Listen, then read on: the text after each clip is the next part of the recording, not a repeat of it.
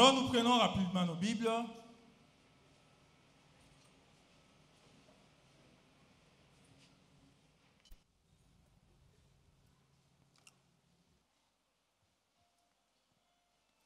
Matthieu 14, 22 à 33.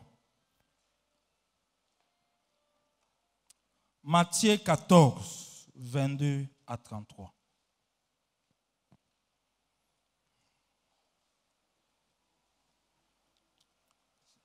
Jésus marche sur les eaux.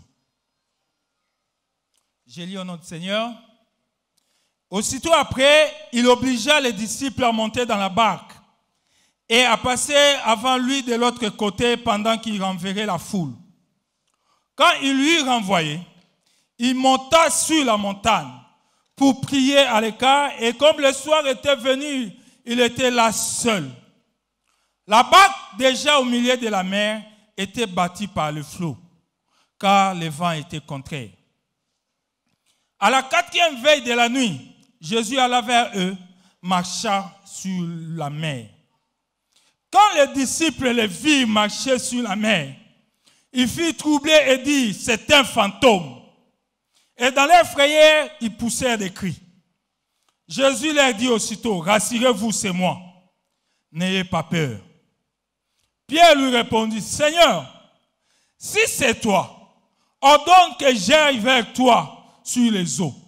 Et il dit, viens. Pierre sortit de la barque et marcha sur les eaux pour aller vers Jésus. Mais voyant que le vent était fort, il eut peur. Et comme il commençait à enfoncer, il s'écria, Seigneur, sauve-moi. Aussitôt Jésus étendit la main, le saisit et lui dit, homme de peu de foi, pourquoi as-tu douté? Et ils montèrent dans la barque et le vent cessa. Ceux qui étaient dans la barque vinrent adorer Jésus et dire, tu es véritablement le Fils de Dieu. Amen. Seigneur, nous te bénissons. Et c'est toi, Seigneur Dieu, qui as mis cette parole dans mon cœur. Laisse, Seigneur Dieu, que je sois fidèle, Seigneur, quand je vais transmettre cette parole. Fais de moi, Éternel, un bon communicateur. Un instrument fidèle de ce que toi tu m'as donné. Et que ton peuple soit béni. Au nom de Jésus. Amen. Je voudrais m'acquitter de cet agréable devoir de remercier notre pasteur, notre papa, le pasteur Maswaku, qui bientôt sera avec nous. Quand on s'est parlé au téléphone, je lui ai posé, papa, qu'est-ce que les médecins disent? Est-ce que va permettre de reprendre l'activité? Il dit, frère, je suis bien, je me porte bien. Et j'ai dit sincèrement au pasteur et à ce couple pastoral qui nous a fait confiance, j'ai dit merci. Merci au comité de l'Église qui ne cesse de nous soutenir et à vous tous qui êtes là, nous vous disons merci. Je voudrais partager avec vous quelque chose que j'ai intitulé « Seigneur, sauve-moi ». Seigneur, sauve-moi. Parce que bien-aimé, l'Éternel sauve. Parce que bien-aimé, l'Éternel guérit. Parce que bien-aimé, l'Éternel restaure. Et quand l'Éternel sauve, il sauve bien. Et quand l'Éternel guérit, il guérit bien. Et quand l'Éternel restaure, il sait bien restaurer. Il sait bien sauver. Vous savez, quand j'ai préparé ce message, j'ai eu à l'esprit le message que le pasteur Mouepou nous avait prêché ici une fois. Je ne sais pas si vous vous en souvenez. L'Éternel sauve son roi. Là, on était à un moment où le pasteur venait de nous annoncer que le pasteur était malade. Et j'ai reçu cette parole, l'Éternel sauve son roi. Mais aujourd'hui, je voudrais vous dire que l'Éternel sauve. Que l'Éternel est réellement, pasteur Mouepou, l'Éternel est réellement le Dieu qui sauve. Il est réellement le Dieu qui guérit. Et quand il guérit, frère, il le fait bien. Ce matin, je voudrais bien aimer nous encourager. Et je voudrais encourager quelqu'un dans sa foi, afin qu'il ne s'affaiblisse pas. Quelles que soient les circonstances de la vie, quelle que soit la tempête ou le vent, quels que soient les esprits mauvais, je voudrais rassurer quelqu'un pour lui dire que l'Éternel sauve, que l'Éternel guérit, que l'Éternel fait du bien. Et quand l'Éternel guérit, frère, l'Éternel ne tient pas compte des circonstances. L'Éternel tient compte de la relation que nous entretenons avec lui. L'Éternel tient compte de sa grandeur et de sa toute-puissance. L'Éternel tient compte de son amour. L'Éternel tient compte de son oint, de son serviteur. Bien-aimé, ce matin, je voudrais nous encourager. Peut-être que tu te trouves dans une situation, tu ne sais pas comment tu vas t'en sortir. Mais je voudrais te donner cette parole et te dire que l'Éternel sauve. Quelles que soient les circonstances, même si tu es dans une situation que le pasteur Ambroise aime souvent dire, tu passes dans le désert avec des tempêtes, avec des vents. Donc, vous avez le désert, mais il y a des tempêtes et des vents. Mais rassure-toi, celui qui t'a dit aller de l'autre côté de la rive, il est fidèle dans sa parole. Dieu ne peut pas nous dire, allons de l'autre côté de la rive et nous laisser couler dans l'eau. Non. Ce n'est pas le Dieu que nous prions. Ce n'est pas le Dieu que nous servons. Et l'Éternel sauve par les moyens qui sont les siens. L'Éternel, bien-aimé, ne sauve pas comme un homme. L'Éternel sauve comme un Dieu. L'Éternel guérit comme un Dieu. Vous savez, quand l'Éternel sauve, ça peut parfois paraître naturel. Mais l'Éternel est en train d'agir. Vous savez, Dieu n'est pas toujours dans les espoirs. Dieu n'est pas toujours dans les miracles. La vie du salut n'est pas toujours dans les espoirs. Mais l'Éternel sauve son peuple par la relation. Ce qui sauve ne sont pas les espoirs, mais c'est plutôt la relation. La vie, le succès, la réussite cette année, frère. Je sais que tu peux te retrouver dans une situation difficile et tu attends un miracle de la part de l'Éternel. Le miracle viendra, c'est bien. Mais ce qui est important quand l'Éternel veut sauver, c'est la relation. Amen. C'est la relation. Entretenez tous les jours la relation que vous avez avec le Seigneur. Et j'ai vu ça avec notre pasteur. Dans des moments difficiles, frère, peut-être vous ne savez pas, nous ne savons pas ce qu'il a réellement subi. Mais il a subi des moments compliqués, des moments difficiles. Mais à chaque moment, il était là pour nous fortifier. Alors qu'il était malade, parfois il me disait, frère, fortifie-toi dans le Seigneur. Et c'est lui plutôt qui m'a encouragé. Parce que sa force n'était pas seulement dans les espoirs, mais dans la relation qu'il entretenait avec le Seigneur. La vie du salut, frère, si nous voulons que l'Éternel sauve, entretenons une relation avec le Seigneur. Et le passage que nous venons de lire nous montre, nous illustre très bien cette pensée. Vous savez, ici, Jésus apprend la nouvelle que Jean-Baptiste vient de mourir. Et il s'est dit, je vais me retirer quelque part pour prier.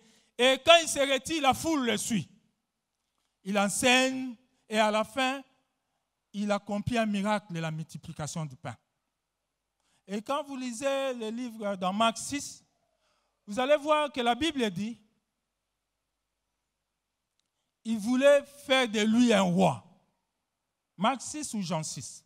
Il voulait faire de lui un roi. Alors Jésus comprend que ces gens-là n'arrivaient toujours pas à comprendre pourquoi Jésus accomplit les miracles.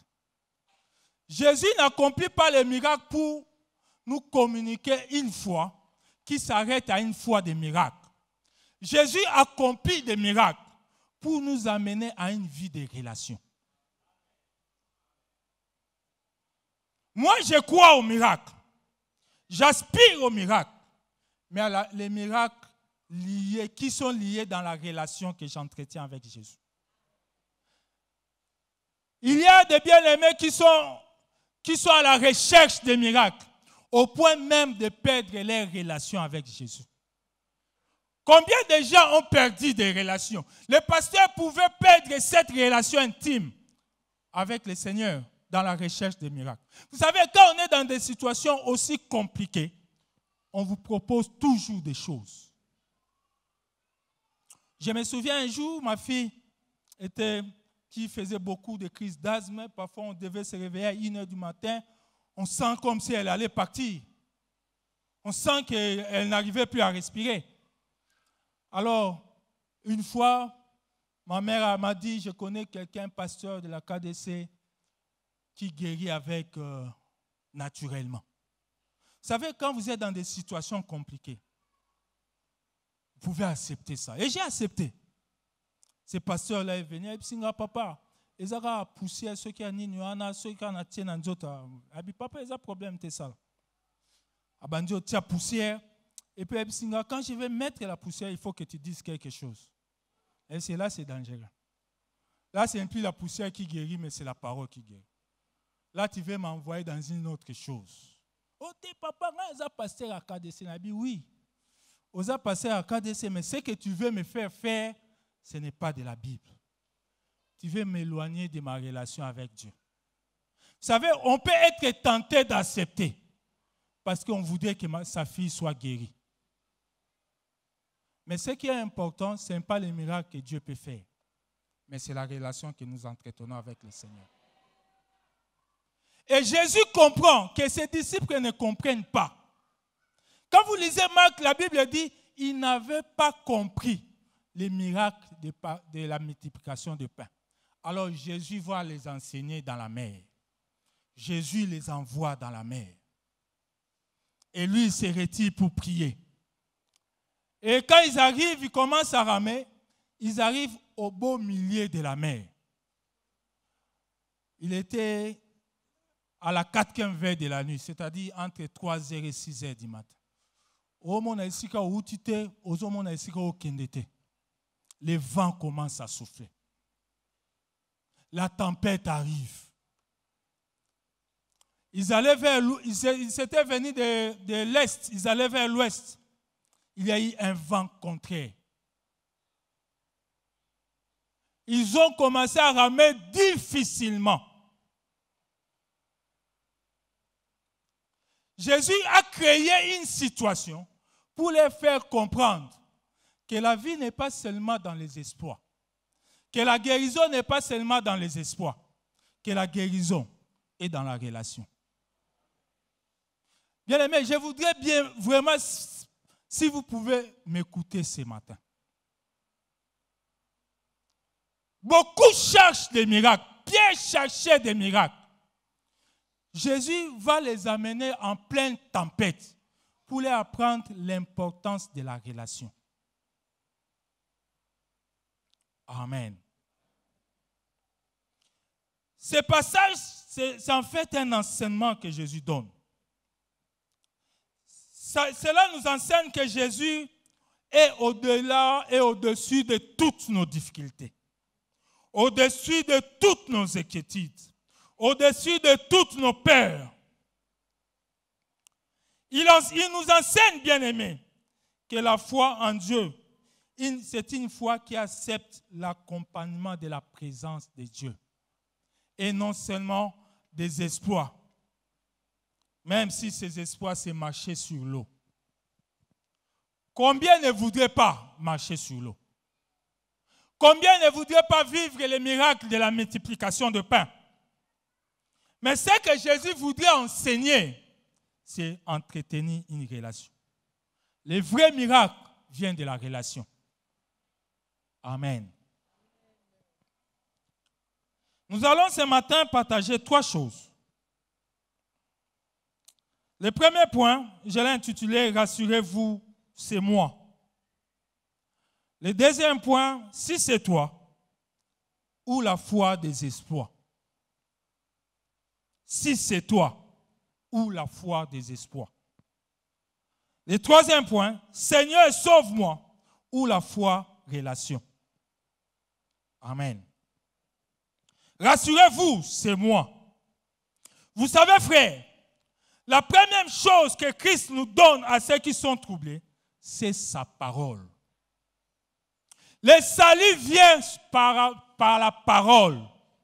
Dieu nous rassure par sa parole. Si vous ne pouvez pas être calmé, si vous ne pouvez pas être consolé par la parole, vous ne serez pas consolé par une expérience. Ce que Dieu fait d'abord, c'est de nous envoyer sa parole. Parce que c'est sa parole qui nous rassure.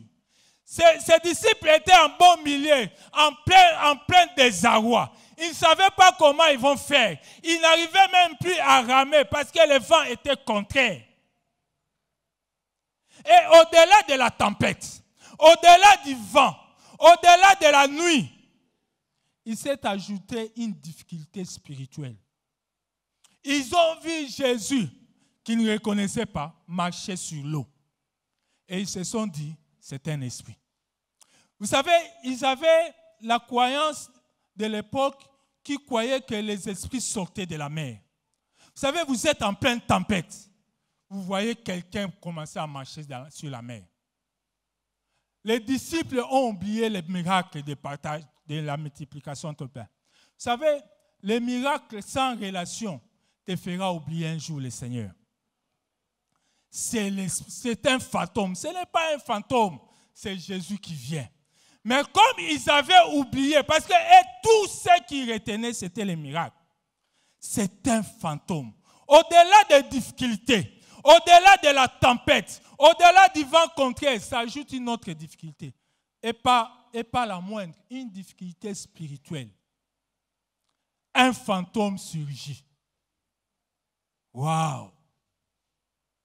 Et comme il sur un dossier à combat spirituel.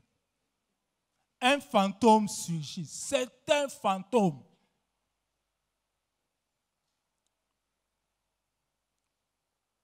Et Jésus, pour les rassurer, dans toutes ces difficultés, que ce soit spirituel, que ce soit matériel, il leur donne une parole. Il n'y a pas de délivrance sans parole. Que ce soit une délivrance spirituelle ou délivrance matérielle. Il n'y a pas de délivrance sans la parole de Dieu. La délivrance qui s'obtient par des éléments, c'est une délivrance dangereuse et démoniaque. Hier, ma mère m'appelait pour me dire, viens voir cet homme qui prie, qui a mis dans une bouteille le sang de Jésus. Quiconque pouvait prendre ce sang-là pouvait être guéri. Aujourd'hui, les chrétiens aiment ce genre de délivrance.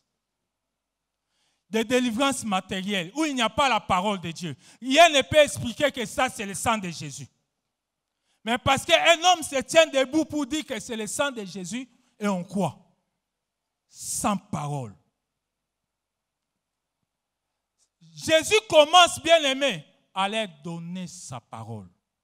Parce que c'est la parole qui guérit. J'ai envoyé ma parole et ma parole a guéri. C'est la parole, bien aimé, qui restaure. C'est la parole qui affranchit. C'est la parole qui délivre. C'est la parole qui donne la paix. C'est la parole qui donne la quiétude. C'est la parole qui enlève les inquiétudes. C'est la parole qui enlève la peur. Si vous n'acceptez pas la parole de Dieu et vous vous attendez à un miracle, vous serez toujours dans les inquiétudes. Il y a des gens qui attendent que Nzamba Salele na Nenga ya Bikamwa. Ils attendent un miracle. Ils attendent un espoir. Mais ils oublient que Dieu travaille par sa parole. Dieu restaure par sa parole. Dieu guérit par sa parole. Vous savez, quand Jésus-Christ ressuscité apparaît à ses disciples, alors qu'ils étaient dans la chambre haute, alors qu'ils avaient peur, la première des choses que Jésus allait leur dire, que ma paix soit avec vous. La parole de paix.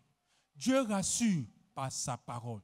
C'est pourquoi, bien-aimés, quand vous êtes dans des moments difficiles, dans des moments de troubles, ouvrez votre Bible. Prends ta Bible et commence à lire. C'est la parole qui rassure. Il n'y a pas quelque chose de plus que Dieu donne. Il n'y a pas une expérience qui soit au-dessus de la parole de Dieu. Il n'y a pas un miracle, frère, qui soit au-dessus de la parole de Dieu. Si la parole de Dieu ne te rassure pas, aucun miracle ne va te rassurer. Si la parole de Dieu ne peut pas te consoler, ne peut pas te donner l'espoir, l'espérance, ne peut pas te communiquer la foi, aucune expérience ne te communiquera la foi. Parce que la foi vient de ce qu'on entend. Et ce qu'on entend vient de la parole de Christ. Je ne voudrais pas ce matin vous enlever l'envie ou l'aspiration au miracle. Mais je voudrais seulement vous ramener à une relation qui peut produire les miracles. Parce que nous vivons un temps compliqué où aujourd'hui les gens sont à la recherche effrénée des miracles. Même si ces miracles-là n'ont aucune base biblique. Mais les gens acceptent. Les gens ne viennent pas le mercredi parce que c'est la parole. Les gens cherchent le feu. À l'école des mercredis, ce n'est pas intéressant. Et là, l'école des mercredis, c'est froid. Les gens cherchent le feu. Les vendredis, non, ah, on te peut la rater. Les gens sont à la recherche des extraordinaires. Les gens sont à la recherche des espoirs. Mais Dieu nous donne sa parole. Quand tu es à la recherche des miracles, ce que Dieu fait, il te donne sa parole. Alléluia. Rassurez-vous, c'est moi. Je voudrais rassurer quelqu'un, un frère, une soeur. Rassure-toi, Jésus est avec toi. Même si tu ne vois encore rien et que tu es dans des moments de trouble, rassure-toi, Jésus est avec toi. Rassurez-vous, c'est moi, frère. C'est un appel à se détourner de nos difficultés et à fixer nos regards sur Jésus-Christ, la parole vivante de Dieu. Jésus voulait appeler ses disciples à détourner leurs regards des circonstances dans lesquelles ils vivaient. Parce que tout ce qui intéressait les disciples, c'était les vents, c'était la tempête, c'était les esprits. Et aussi longtemps, bien aimé, que nous avons les regards fixés sur nos circonstances, nous n'allons pas discerner qui est Dieu pour nous. C'est pourquoi Dieu nous envoie toujours sa parole. C'est un regard à nous détourner de nos circonstances. Détourne ton regard, tes prières, de ta stérilité, mais fixe ton regard sur la parole de Jésus. Détourne ton regard sur ton chômage, mais fixe ton regard sur la parole de Christ. Détourne bien aimé ton regard sur tes difficultés, tes problèmes, tes échecs, mais fixe ton regard sur la parole de Christ. Rassurez-vous, c'est moi, c'est un appel, frère, à nous détourner de nos circonstances, soient-elles difficiles, et à fixer nos regards sur la parole de Christ. Que cette parole ne s'éloigne point de ta bouche. Médite-la jour et nuit. Médite-la jour et nuit. Et c'est ainsi que tu réussiras dans tes entreprises. La réussite ne dépend pas des espoirs. La réussite dépend de la parole. La réussite dépend de la relation. Alléluia. Vous savez, frère, la parole de Dieu ne vient pas parce que nous sommes en pleine difficulté. Ce qui est bien avec la parole de Dieu, il vient en amont. Déjà, Jésus avait dit, allez de l'autre côté de la rive. Quand Jésus t'avait dit, va de l'autre côté, tu iras de l'autre côté. Quelle que soit la tempête, tu iras de l'autre côté. Parce que c'est lui qui fait sortir sa parole, il sait aussi la maintenir. Quand Dieu donne une promesse, Dieu sait maintenir sa promesse. Quand Dieu donne une parole, Dieu sait accomplir sa parole. C'est pourquoi même quand tu vis dans des moments de trouble, mais quand tu as une parole du Seigneur, maintiens cette parole dans ton cœur.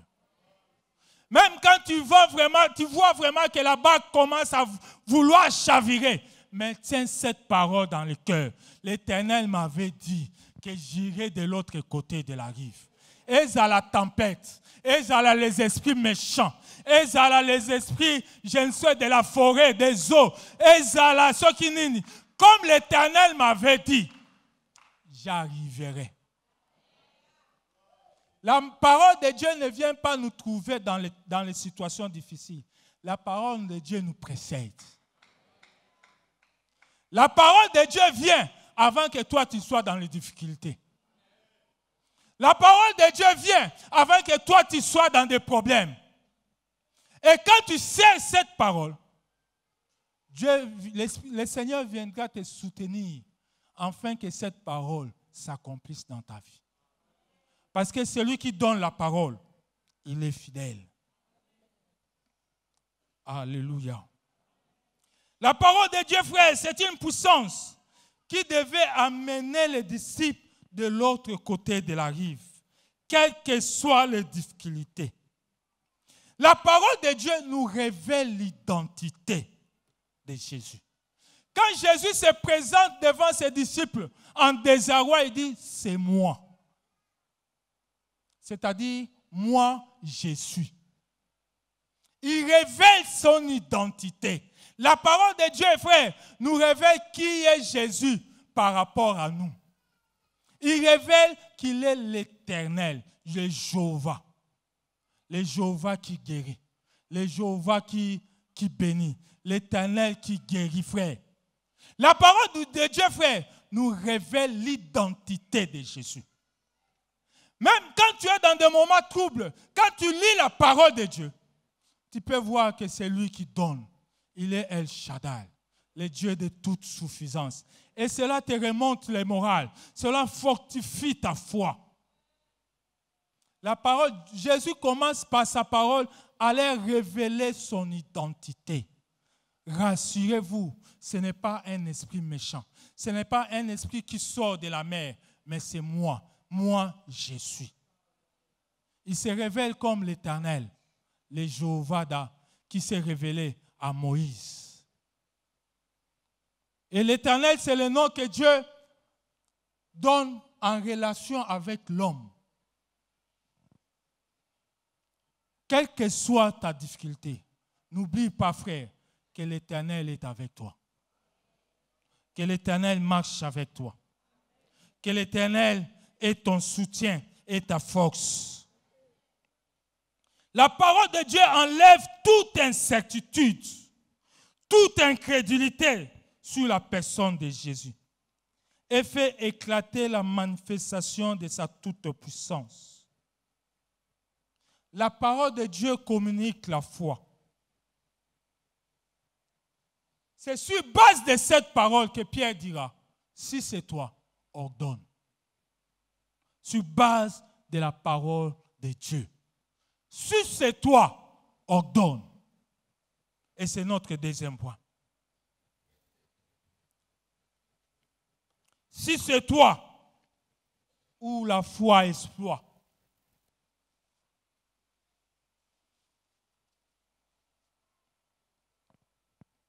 Si c'est toi, C'est une foi qui recherche les exploits.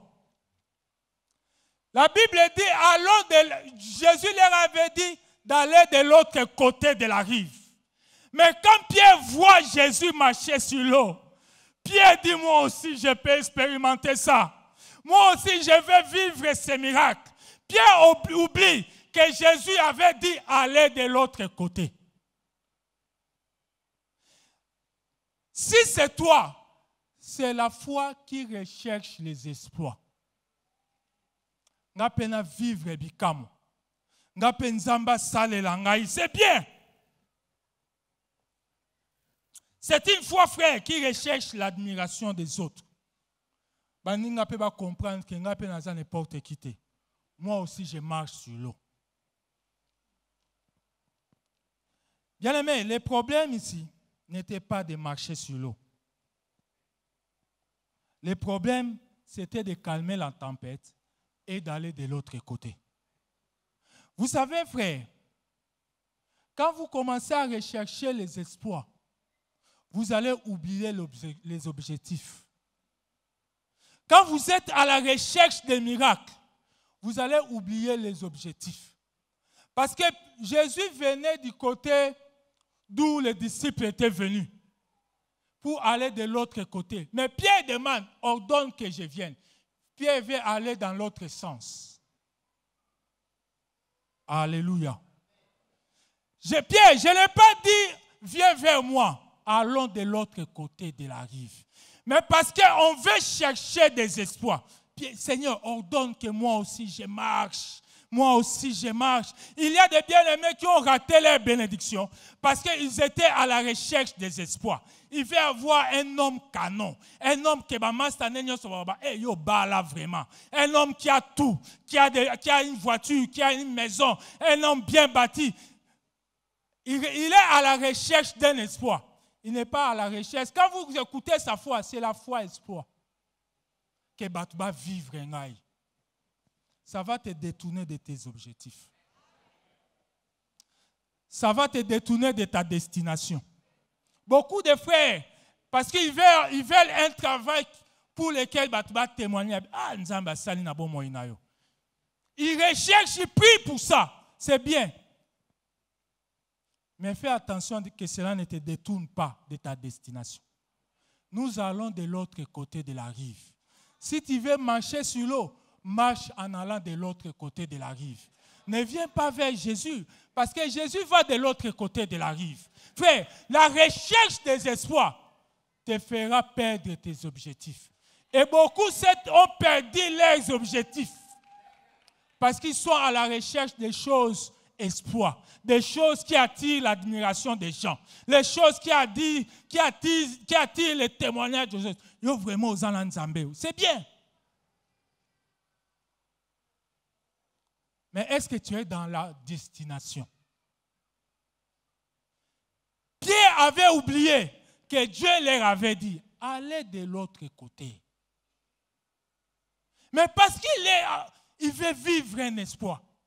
Il veut marcher dans l'eau, sur l'eau, comme Jésus. Ordonne que moi aussi je marche. Et Jésus a permis qu'il marche. Jésus permettra que tu observes cela, que tu aies cela. Mais bien aimé, vous savez, marcher sur l'eau n'enlève pas les vents. Marcher sur l'eau n'arrêtera pas les vents. Pierre avait cru que marcher sur l'eau, c'était la finalité. Jésus a ordonné, viens. Toujours pour l'enseigner. Et Pierre entre dans l'eau. Il commence à marcher. Premier pas, deuxième pas. Marcher sur l'eau n'arrêtera pas les vents. Marcher sur l'eau, frère, n'arrête pas les vents. Et le vent vient. Alors qu'il marchait, alors qu'il vivait un espoir, qui encore a marché sur l'eau après Jésus? On peut citer que Pierre, mais le vent vient. La personne qui marchait sur l'eau a eu peur du vent. Frère, marcher sur l'eau n'arrêtera pas d'autres difficultés. Chercher un miracle dans un domaine n'arrêtera pas les difficultés dans d'autres domaines.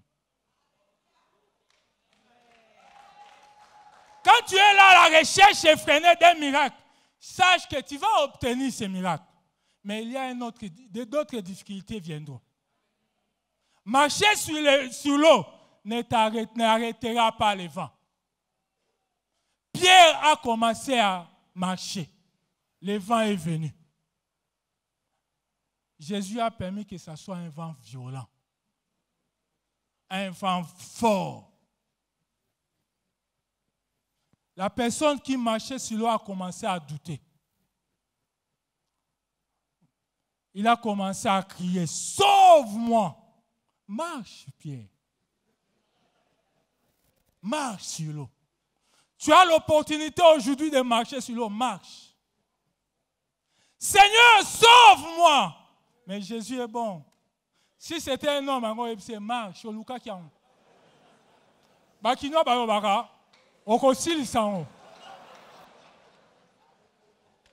Alléluia. Au Luka qui a marché, marche. Marcher suivant, n'arrête pas les vents.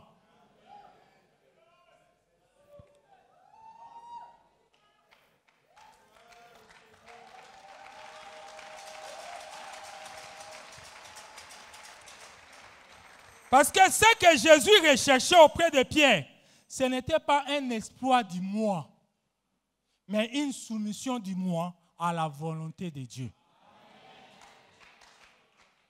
Ce que Jésus recherchait, ce n'est pas un espoir du moi pour vivre en Gaïa.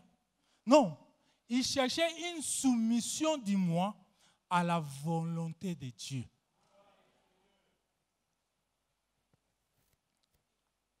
Regardez, frère, les 7 fils de Séva. Ils avaient une foi des exploits. On chasse les esprits. Les esprits leur ont posé la question. Nous connaissons qui est Jésus. Nous savons qui est Pierre. Et vous? Le problème, ce n'est pas un espoir. Le problème, c'est la relation. Alléluia. Bien-aimés, les miracles, même les démons les font. Ici, les disciples ont confondu Jésus avec un esprit mauvais. Donc pour eux, même les démons pouvaient marcher sur l'eau. Même les démons pouvaient marcher sur l'eau. Ne soyons pas, frères, à la recherche effrénée sans la parole de Dieu.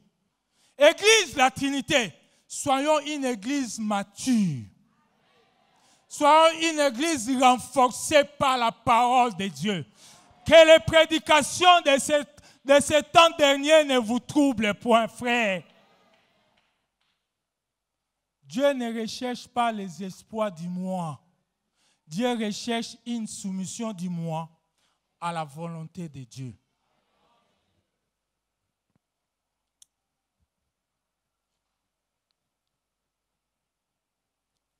C'est pourquoi, frère, Pierre, quand il a compris que les espoirs n'étaient pas pour lui une solution, il a crié vers Jésus, « Seigneur, sauve-moi.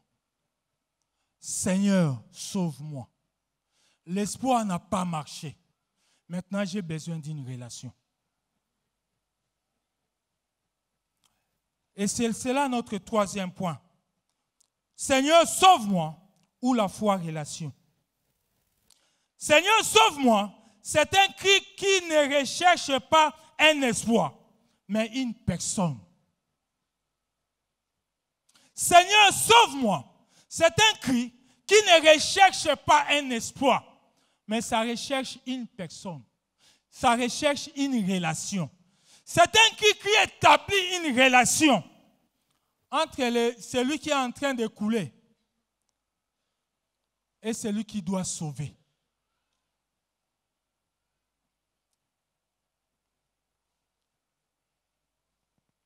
La foi, frère, ce n'est pas une performance spirituelle.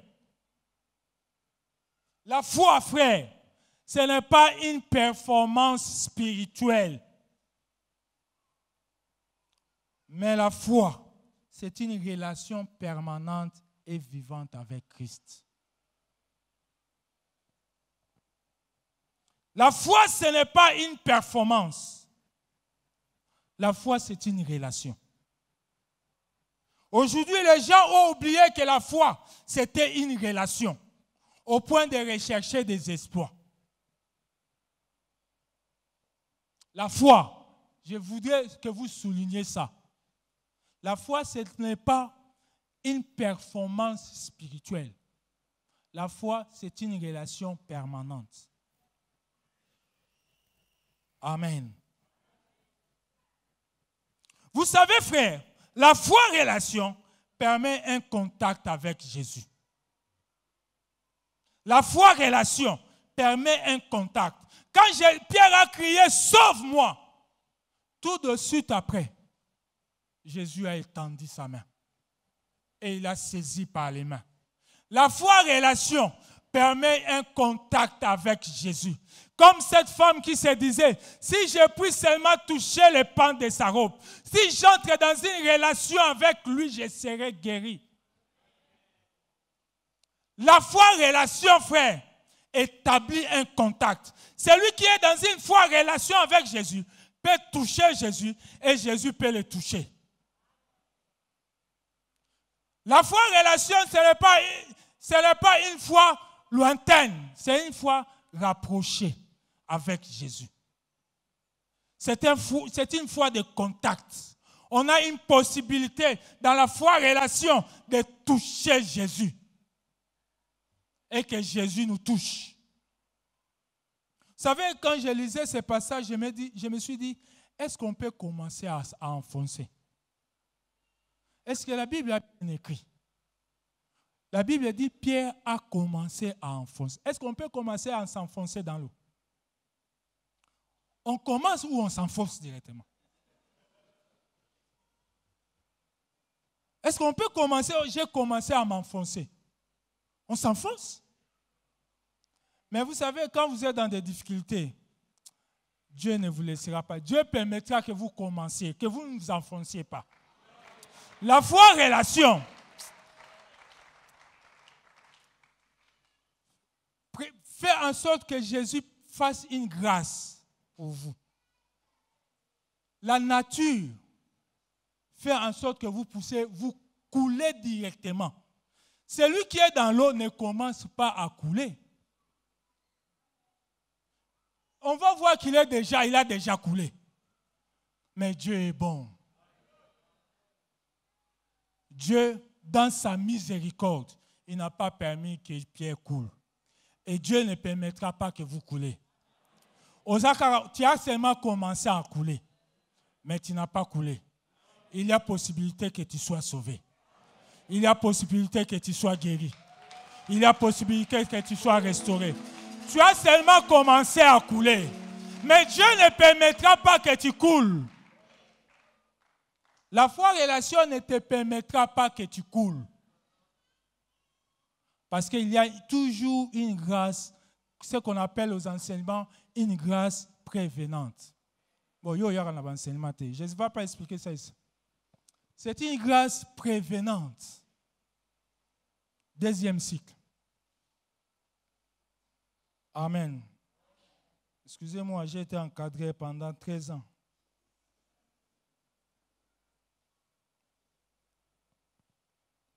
La foi-relation, frère, communique une grande foi.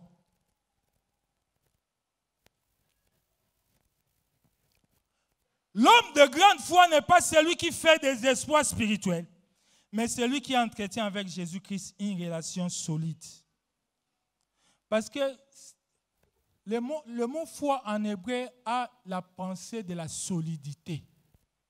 Et la solidité ne dépend pas d'un espoir, mais la solidité dépend de la relation que nous avons avec celui que nous connaissons.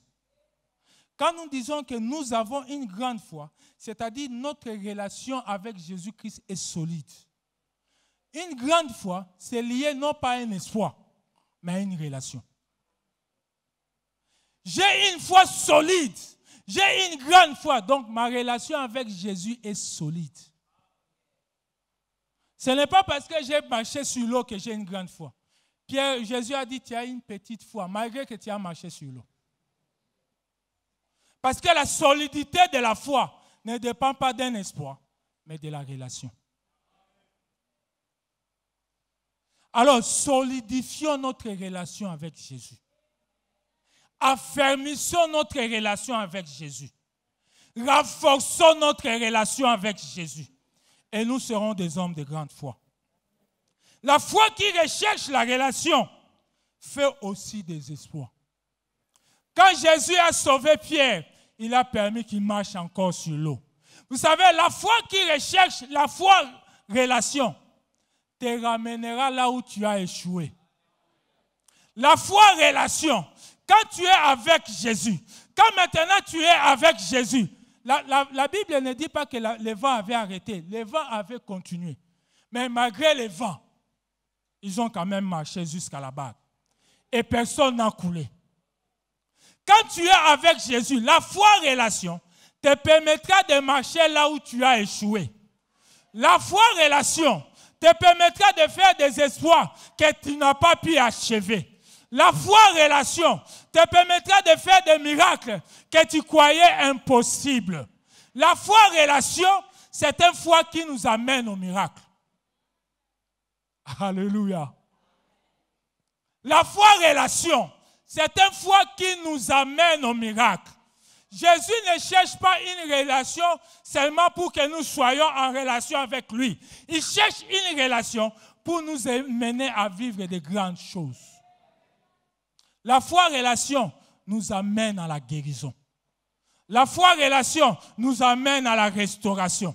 La foi relation nous amène au miracle. Celui qui n'enfantait pas peut enfanter parce qu'il marche avec Jésus. Il peut commencer à marcher sur l'eau sans crainte, même quand il y a le vent.